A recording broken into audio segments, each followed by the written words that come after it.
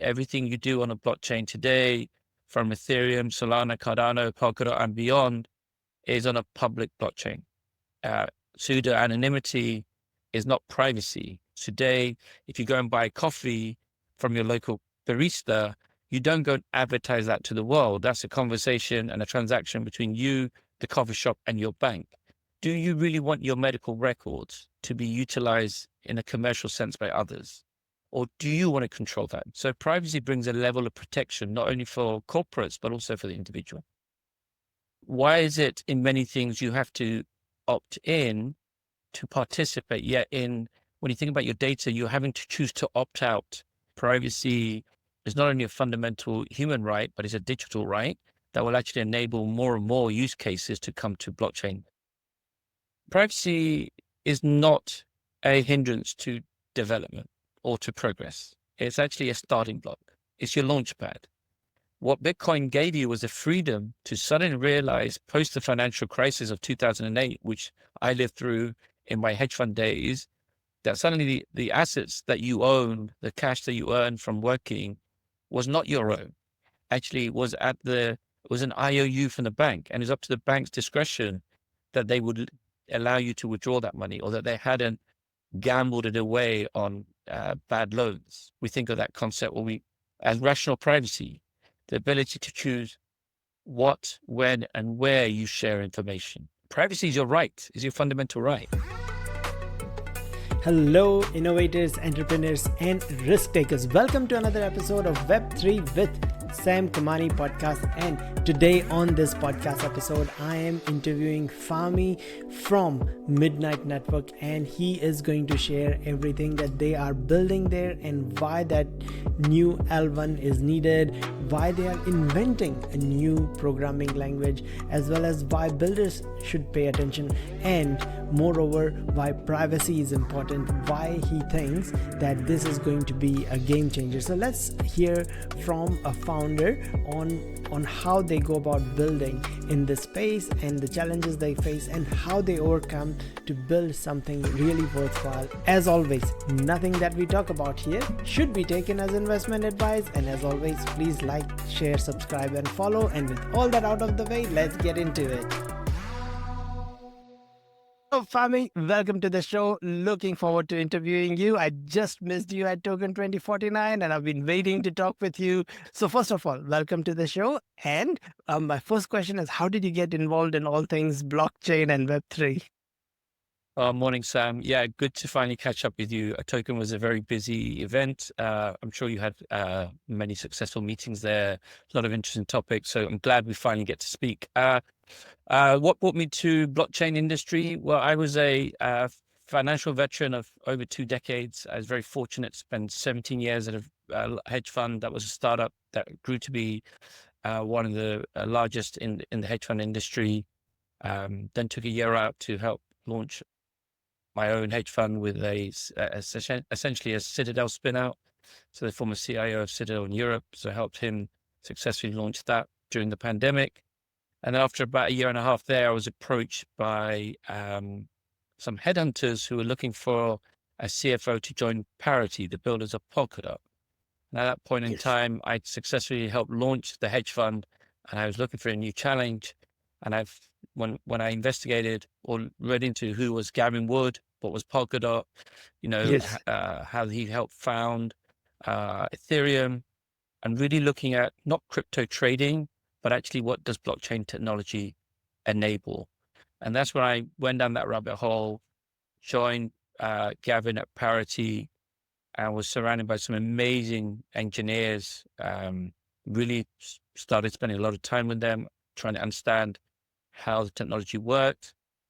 Had a great 18 months there before I was approached by Charles Hoskinson to join, of Cardano, Ethereum co-founder as well, to join his project at Untitled, which is the Midnight project. And we're going to talk a little about that later today.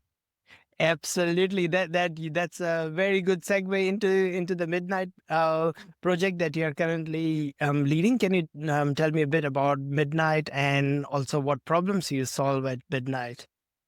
Yeah, sure. So Charles, who obviously has been a student, an entrepreneur in the blockchain space, in there from the early days with Bitcoin, and then obviously co-founder with Gavin and others at Ethereum, then went and founded Cardano, and continues to do a lot of research around blockchain technology through his company Input Output.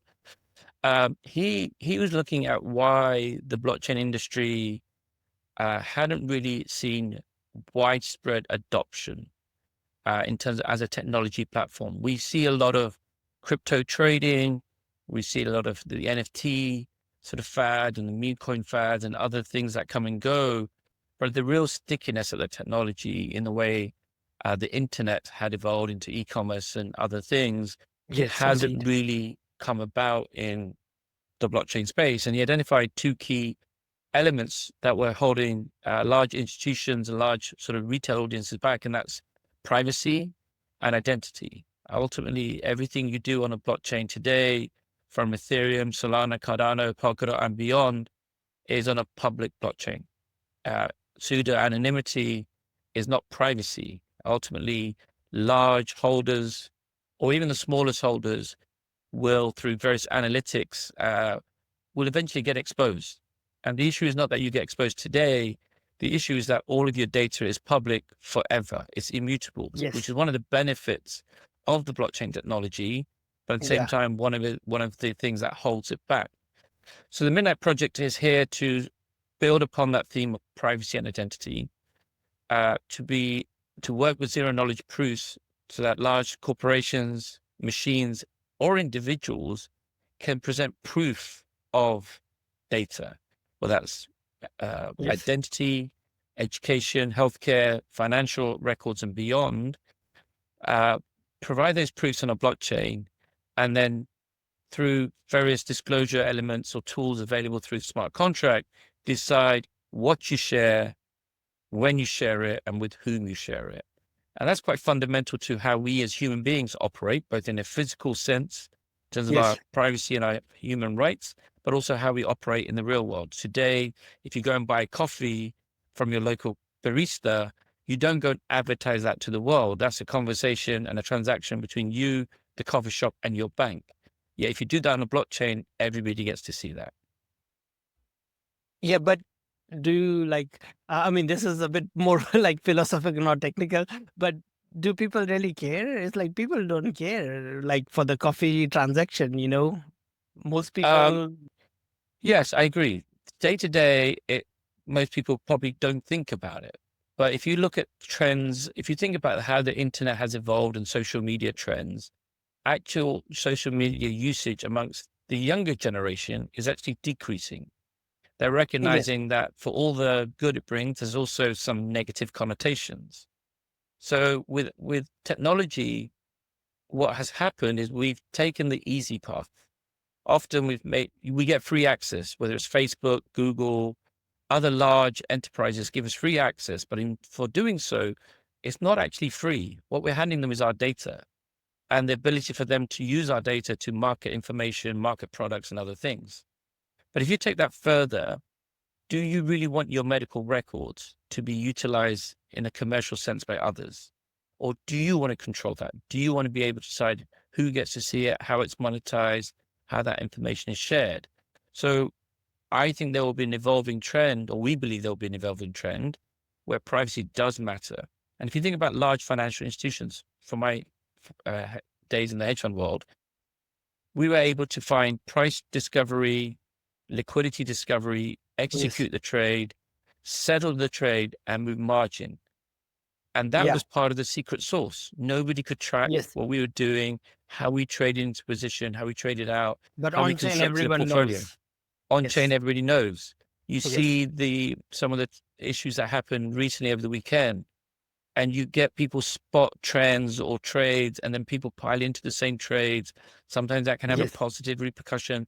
Other times, as we saw this weekend, you get a flash crash and substantial people get wiped out. And that's the risk of all of this information being public, that often you can't control that human element or behavior to follow trends and follow themes. So privacy brings a level of protection, not only for corporates, but also for the individual. Absolutely agree. On the corporate side, I am completely there. Like, because to corporates, it matters. Privacy matters. Government, privacy matters.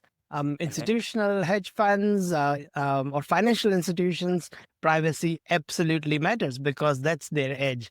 Um, However, for individuals, this is just my opinion. The reason why people don't use social media is because it is no longer fun and it makes you feel depressed. So why would you use it? It's not because of privacy. They still don't Yes. care about privacy. It's a completely different reason, in my opinion. Yeah, I agree. It's sentiment driven, but ultimately it's because if you think about those things, it's no longer fun, or you're being targeted with certain types of news or certain types of products. But it all comes because you've given away your privacy. So yes, the Yes. sentiment is it's no longer fun, but what is the underlying cause? The underlying cause is essentially you've given away all your data for people to access, and therefore you get targeted with things that are no longer fun. Yeah, absolutely. And it's also partly because I mean I don't just blame the large platforms. It's like Facebook was not profitable for the first 10 or 14 years or something. So Yeah. they intentionally gave the product free to monetize at a later date. So when they did try to monetize it, no one likes to see the ads. So that's what it came down to. And same thing with Google. It's like no one likes to see the 10 different ads you get shown on your right and on the top when you search on Google. So, okay, now you have the option of ChatGPT, and ChatGPT is doing the same thing, is serving you things for free and eating the expense through VC funding and other funding. But eventually they will monetize and then people will run away because they don't want to be monetized.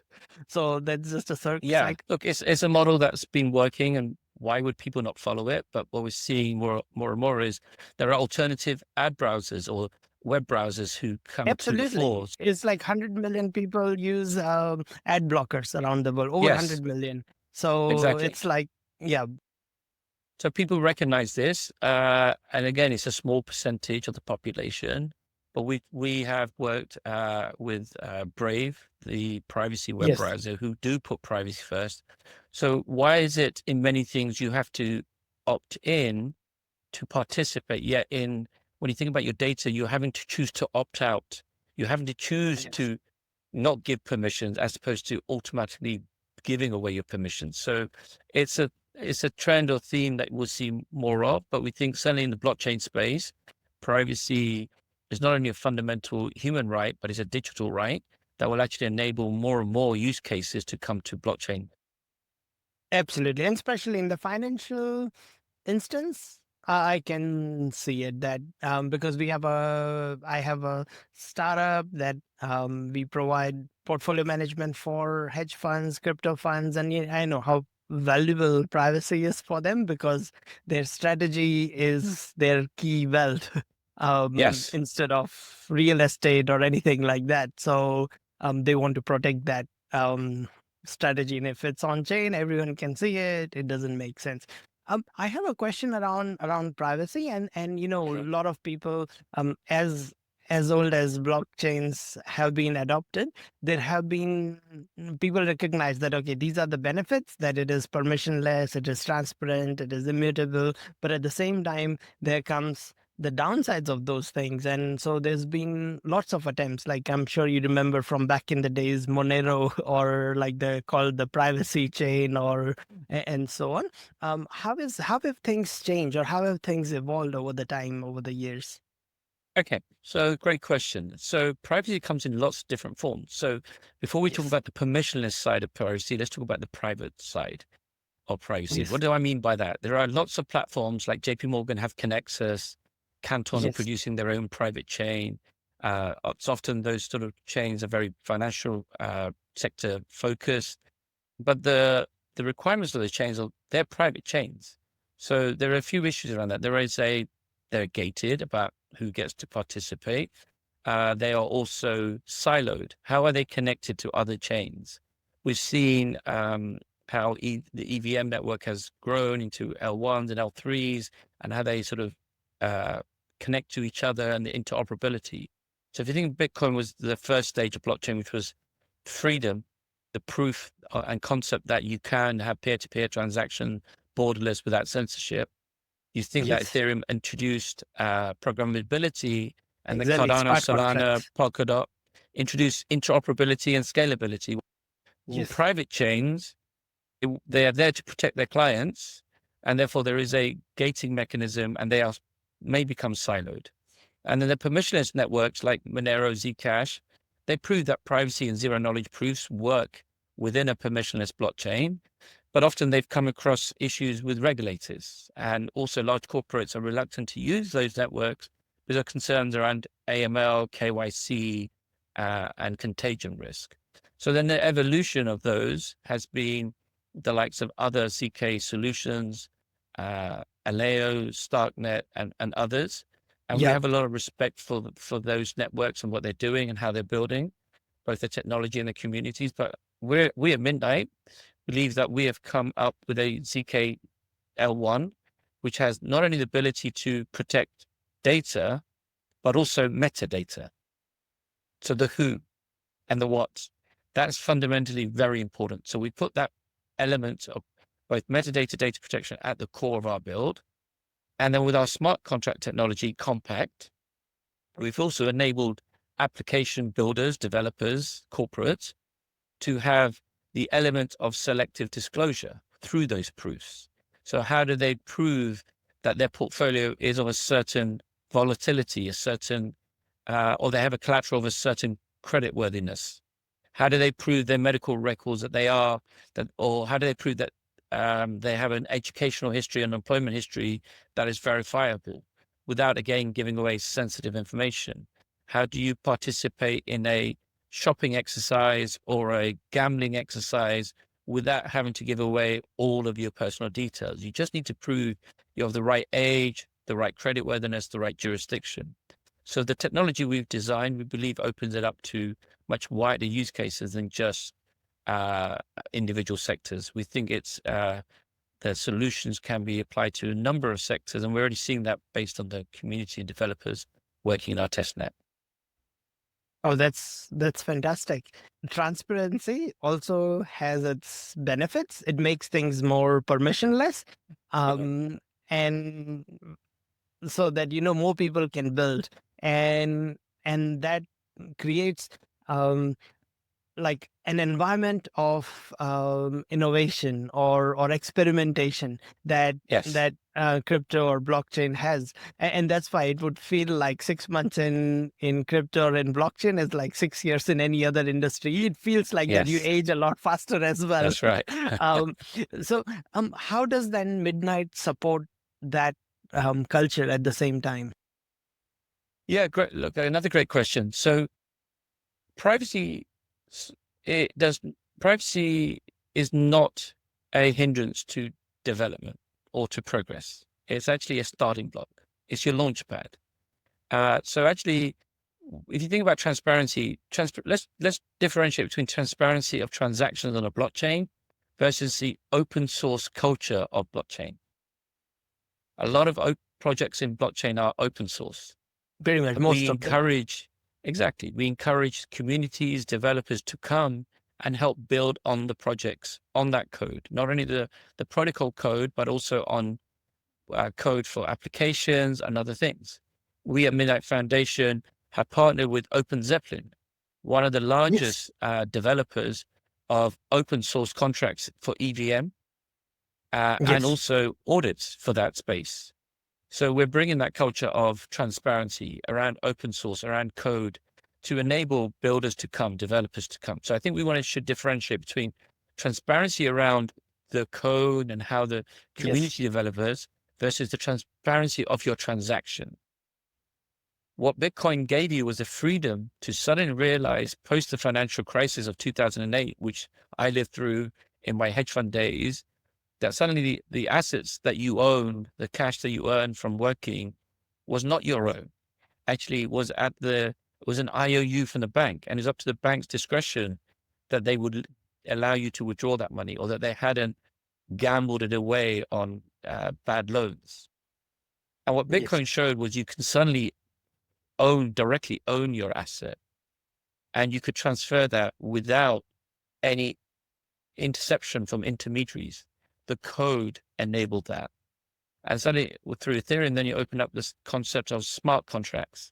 and programmability. And then you took that further around how you took that asset and how you developed it. So we should think about, but for all of those freedoms, we shouldn't have to give away our privacy, our right to hold certain information confidential. Take stable coins, which are very prominent right now. If you get paid in stable coins from your corporation, or your clients, then that can be tracked, that can be traced. Yes. And you don't really want to be disclosing sensitive information like that to the public. So how do you enable the essence of stable coins with a privacy element to that? So transactions can happen in a way that only the two parties that need to know do know. But if you need to make disclosures, you can make disclosures. So that's the concept that we're trying to bring. We think of that concept as rational privacy, the ability to choose what, when, and where you share information. And the rational privacy is something we live in our physical world, and we also live in our digital world. Yeah, definitely. What are your thoughts on mixers? Look, I think they serve a purpose. Again, we've seen different issues with regulators when they've come across mixers. Absolutely. So again, there's two different. I think there's two dichotomies. There are the people who say everything should be free of regulation, we should be able to do whatever we want to do without censorship. And then there also the other side, the large corporations or the regulators who want some kind of compliance. And what we'll see, I believe, is a divergence of the two. And as you see a divergence of the two, you still have options. You have an option to go and vote for a right-wing party or a left-wing party, or maybe a centralist party. And equally, I think as blockchains develop, you'll have the option of having unregulated solutions, or very open and free solutions is another way to think of it, versus much more restricted or regulated solutions. And ultimately, people's choice and liquidity will determine who succeeds. So as more and more corporates look at this, governments look at this, you may see a blend of different types of solutions, not just in mixers, but in other parts of blockchain. And ultimately, it's up to people to choose what is their preferred platform. Yeah, absolutely. What do you feel like has been the biggest technical challenge in building Midnight? So what we're doing is slightly new to others, zero knowledge proofs and platforms. It is complicated. So we're creating a brand new language called Compact. It is designed to look and feel like TypeScript. So we're looking to extend to a much wider audience. Very simple. So extends to a lot of developers globally beyond just the Web3 community. So that's been a challenge. And having a ledger that has both a public and a private slate is, again, a nuance that we have been working on. So this is by far no easy build. In fact, the project has, from research to us now going to market very soon, has been 6 years in development from the research paper to now.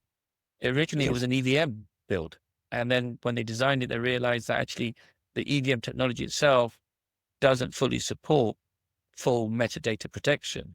So then they stopped and they started again. The ledger is now designed and built using Substrate, and then which is a extended UTXO version or ledger. And then the smart contract has more like an accounts type field, like Solidity and EVM. So we have the best of both worlds. So marrying that has been a difficult task. Thankfully, not my task. It belongs to the engineers, the far smarter people than me who've been behind the scenes developing and building. And what we've been doing is essentially exposing this to developers, communities, corporates, and partners who see the potential benefits of what we're doing. Yeah, absolutely. Somewhere I read that you have a dual token model or something like that, like with night and with dust. Can you shed some light on that? How does that work, and how did that come about? Yeah, look, again, we don't do things very simply here at Midnight. So as I explained, the ledger is a dual ledger with both the public and private state, but we also looked at how tokenomics has worked, or economics generally has worked in the blockchain space. And we recognize that there is a conflict between how blockchains are owned and how you transact. And the conflict comes from the fact that to transact on a blockchain, you need to own it. You need to own Ether to transact on Ethereum. You need to own Sol to transact on Solana.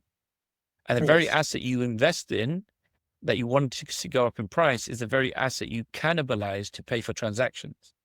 So as prices go up, you see network utility and transactions grind to a halt. If you think about the world today, you don't typically own technology. You normally rent it or consume it as a service. So even your Apple phone, you don't use your Apple shares to buy your Apple phone. You use your fiat, which is a consumption, Indeed. to pay for your Apple phone. Even then, you might not own your Apple phone. You might rent it for a couple of years through your telecoms company and then change it after 2 years. You don't buy your groceries using the shares of your local supermarket. And yet in blockchain, we've all got accustomed to using the shares that you own or the assets that you own to pay for your transactions. So within Midnight, as you say, we've got this dual resource tokenomics where we have a ownership token, utility token called Night. That gives you ownership, governance, and access to the Midnight network. But what Night does when you own it, it gives you an emission, a perpetual emission of dust. Dust is a renewable resource that as long as you own Night, you will receive dust. It's no different to if you own Microsoft shares, you get Microsoft dividends. Yes. So it's that. So the dust is the computational power of Midnight. It gives you the full metadata data protection, and you use that to execute transactions. But unlike other ZK chains, the dust resource is a decaying resource. So it has no store of value or monetary value. It only has a store of computational power. So if you don't use your dust, it will decay to zero. If you use it, then you can execute a function. But because it's renewable and it's perpetually renewed, if you own Night, you have guaranteed fixed capacity at a fixed cost. Oh, And again, that that is very removes, smart. yeah, I yeah. had this very in-depth conversation with a founder today in Web3 who wants to build a product in this space. And the biggest challenge that projects face is that people who buy tokens, they are not vested in the project, and they don't hold it and they dump it, and then the project goes to zero. So Yeah. even though it might have a good product, before it could even get adoption, it's gone to zero, and then no one wants to back it, and it's such a big pain. And how do we solve that just beyond the initial? And then you have the issue of all these airdrop farmers who come in, and they are not the real users who have farmed out all the airdrops. So there's only like a team of 50 people in Eastern Europe sitting and farming these airdrops. So there's no real users. So It's it a looks great like comment. it has, but it doesn't. So it's such a big Look, problem. you're absolutely right. The issue is that if you're a developer, you don't want to make an investment decision. You just want to go and develop. And often you have to make an investment decision. How much tokens do I need to buy to give me enough transaction capacity? Then that problem is that token is a volatile token. So you might buy it and it might go down in value. You might buy it not enough and you need more. So again, the concept of the Midnight economics is that you have nights. If you can very simplistically calculate how much resource you will need. It's like buying access to the electricity grid. If you know you have this many transactions, you can backward engineer how much dust you might need, and then you can determine how much Night you need to own to produce that enough in dust, that capacity that powers your transactions. So you have a choice here of either going and acquiring Night. The volatility of that price does not impact how much capacity you receive. That capacity is fixed. So you guarantee access to the network for your application. But more importantly, what it also offers is a different model. If you don't want to own the utility asset Night, you don't own the volatile asset, or you have a regulatory reason why you can't put it on your balance sheet, then you have a choice going forward where actually you will find in the community large holders of Night creating large amounts of dust. And you can get to a consumption model, just like in Web 2. You can get to blockchain as a service where you can actually release capacity Yes. by leasing dust from holders. Yeah. And therefore you don't have to take a view on the volatility of the token. You just Yeah. access the resource to execute your functions. And again, we think that plays well to not only individuals, but also to large adoption through Yes. corporates and others. Yeah, I since I come from a gaming background and esports and all that, most games have multiple currencies Yes. inside. I mean, Web 2 games I'm talking about. So they would have gold and silver and diamond, all sorts of different things, and energy and this and that, and this is exactly how they solve the problem, because some things they don't want to inflate, but still give newer players a chance and all that type of thing. So this is exactly how it works, and you have multiple different currencies within a system. And Yeah. if anyone's listening has played MMORPGs, then they would have faced or experienced this system in practice, and hundreds of millions of people play these type Yeah. of games. So it makes a lot of sense. I just have three more questions, and in Sure. interest of time, what's coming back to privacy and blockchain, what's and crypto and all that, what's one misconception or myth about privacy or blockchain or crypto that drives you crazy? I think let's start with blockchain. I think what attracted me to blockchain was the technology. You know, the ability or opportunity to work with Gavin and his engineers and see how that could change how business operated, how even the fabric of society could change. And today, all we hear about is crypto trading. You know, meme coins, crypto trading. It's exactly what we were talking about earlier, Yeah. that's the biggest part of our industry. Like 90, Yes. 95% people are just involved in trading. Yeah. So the idea of what blockchain offers is this ability to decentralize information. So there's no central actor that Yes. dominates or controls certain aspects. It should, in theory, help reduce costs for businesses and for participants. And it also should, in theory, reduce the risk of hacking attacks and other things. I think what we've seen, though, in the industry as a whole, beyond crypto trading, is a lot of centralized actors who dominate access to these markets. So that's Yes. something that I think, as newer and newer entries come because of the change in regulation, which is opening up in the US and other parts of the world, you'll see more and more people come to actually utilize the technology beyond just the thematic crypto trading elements. Then when you think about privacy is your right, is your fundamental right. So when we met earlier today, before we went on air, we had a little conversation, introduced ourselves. You disclosed some private information about yourself, around, you know, your background or where you live today. But you didn't tell me exactly where you live. You didn't give me your home address. You didn't tell me how much your income or wealth is. You told me, you know, you've been involved in some startups that you'd sold and you'd done well out of that, but you didn't say, hey, I made this amount of money. That's a private choice. That's a rational choice. So actually, that's what rational privacy is, the ability to decide what you're comfortable sharing and sharing that, and withholding information that is sensitive to you and irrelevant to the rest of the conversation. The fact you didn't tell me exactly your home address doesn't affect our conversation. So Exactly. privacy is actually a launch pad to then opening up. We're not saying we should be fully shielded, in the sense that you should be able to disclose information.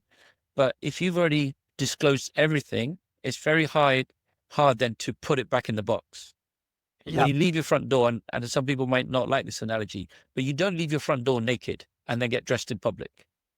Yes. You get dressed in your home, and then if you go outside fully clothed and it gets hot, you might take off your coat, you might take off a jumper. Yeah. That is disclosure, and that's how privacy works. It's layers. So you've got to start fully shielded, fully private, and then have the That is tools such a great to then example. open things up.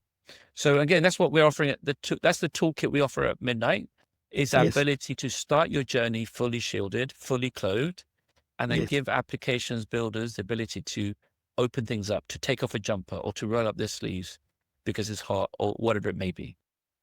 Amazing. Second last question is, what's on the roadmap for Midnight? What can we expect over the next 6 to 12 months? Yeah, so we are approaching, the end of the Glacier drop, the first claim phase. So we had a lot of support and demand from the community. So we extended that out by a few extra weeks. That will end shortly, and we'll move to Scavenger mine. And the Scavenger mine is where in the initial phase, we opened it up to 8 ecosystems, and we asked holders in those ecosystems to come and participate and come and own Night for free and come and claim their Night. In the second phase, which is Scavenger mine, we're saying to the rest of the communities, everybody who's participated before or hasn't been able to participate, come and join and claim through the mine the ability to hold Night. And what we're doing is, again, we spoke about VCs and others in this ecosystem. This has been founded by one individual, and we are giving away access to the network for free. Nobody has to pay to own Night. Nobody has to give away any secrets. If you are a holder in other ecosystems or you're coming through the Scavenger mine, you can come and claim Night, because we want to get this in the hands of builders and developers.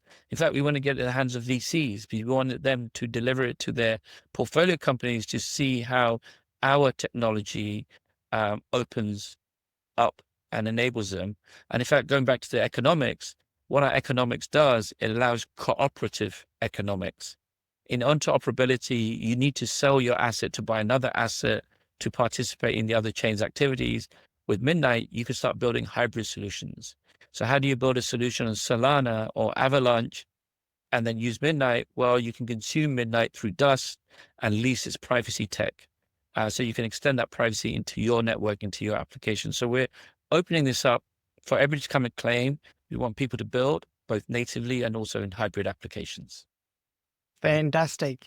And in order to achieve this, do you have ask, are you raising money? Are you hiring? Or do you just want people to come and check it out, like as per your last for builders to check it out? Yeah, so we're not raising money. Again, there's no VC backing. We're putting community and developers first. So this Glacier drop, which we believe will be one of the largest this year and maybe previous years, we want the community developers to come and claim, to participate, to own what we think of the next generation of blockchain. We're through our teams, we're talking to a number of partners and developers across the globe, bringing use cases to Midnight through the testnet. So as we get through the Scavenger mine, we'll get to our launch mechanism. And through that, we'll get through the launch mechanism of mainnet. We'll see an evolution of different feature releases that will come through next year. That will again unlock more opportunities for developers, builders. And again, what I look forward to is really showcasing some of the partners and some of the developers, grassroots developers who've been building solutions on Midnight.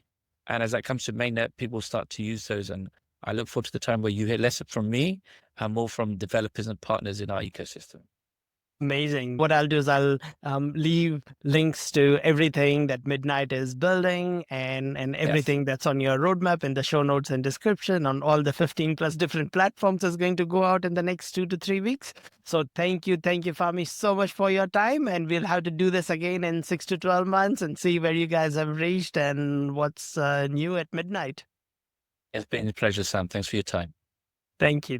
Thank you so much for tuning in and listening or watching this episode of the Web3 with Sam Kamani podcast.